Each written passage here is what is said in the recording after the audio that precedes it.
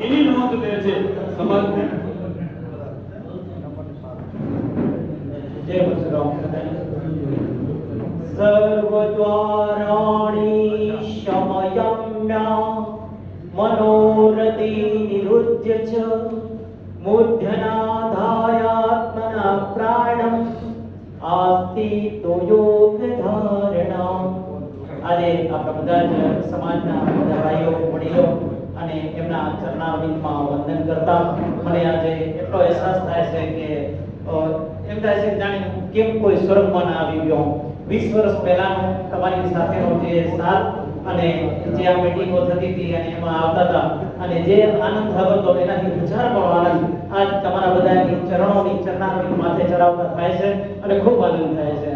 અને બીજું એ કે સમાજમાં આપણે બ્રાહ્મણો છીએ, બ્રાહ્મણોની ખૂબ મોટી જવાબદારીઓ છે.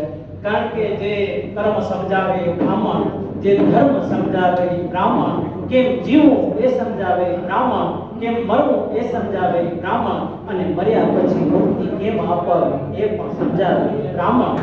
આપણા બધાના કર્તવ્યો ખૂબ વધી જતા હોય છે. આપણી બધાની જવાબદારીઓ સમાજ પ્રત્યે ઘણી બધી વધી જતી હોય છે.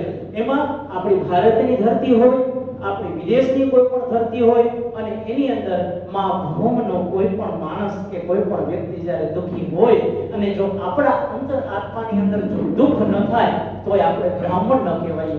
આટલું જવાબદારી આપણે લેવી પડે એમ. અને સમાજની અંદર આજે મને ખરેખર ખૂબ આનંદ થયો. મારા બાપના લોકો પુના જતા હતા, ગાડીમાં બેસતો તો ચુનીભાઈ ફોન કર્યો. મેં ચુનીભાઈ ક્યાં છે? તો ત્યાં સમાજની મીટિંગ છે, તમે જાઓ દેવ પુના. મને આ બધા સમાજના દર્શન કરવા મળે ક્યારે? ખરેખર હું ખૂબ ભાગ્યશાળી છું. અને જે આ મુંબઈનું જે આપણું આટલું સરસ મંડળ, આટલી સરસ કમિટી, આટલી સરસ તમારા હિસાબની ટ્રાન્સપરન્સી, એના પછી વિદ્યાર્થીઓના સન્માનનું અને આટલું સરસ મજાનું તમે જે આયોજન કરો છો એ આયોજન કરીને ખરેખર હું ખૂબ ભાવ વિભોર થાઉં છું. અને તમારી એકતા, તમારો સંયમ, તમારો આટલું બધું જે આ પ્રેમજી કાકાને આ બધાના જે શબ્દો હું ઘણીવાર ઓનલાઈન ત્યાં જોતો અને એ જે સમાજને શીખામણો આપતા હોય અને સેવાની વૃત્તિ તો હું આ બધામાંથી શીખ્યો.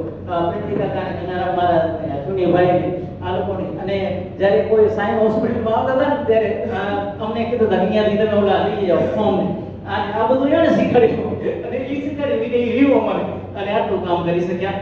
અને સમય ઘણો ઓછો છે એટલે વધારે પડતો નહીં લઉં, પણ ખરેખર આજ તમારા બધાના ચરણોમાં વંદન કરતા મને ખૂબ આનંદ થાય ખરેખર.